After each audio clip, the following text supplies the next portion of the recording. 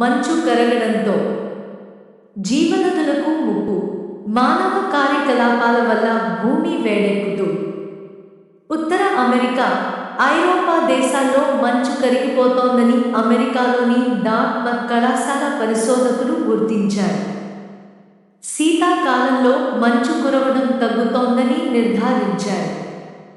వారి అధ్యయనం ప్రకారం 1981–2020 మధ్య అమెరికాలోని ఈశాన్య, నైరుతి ప్రాంతాలతో పాటు తూర్పు, మధ్య ఐరోపాలో దట్టమైన మంచు పొర దశాబ్దానికి 10% నుంచి 20% చొప్పున కరిగింది.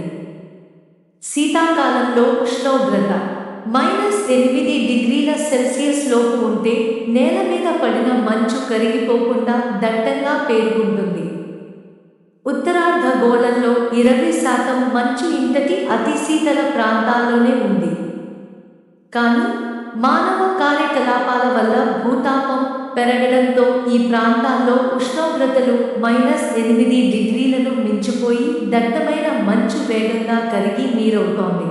ఉత్తరార్ధగోళంలో 80% జనాభా మంచు కరగడం వల్ల ఏర్పడే జీవనదుల పరివాహక ప్రాంతాల్లో జీవిస్తున్నారు.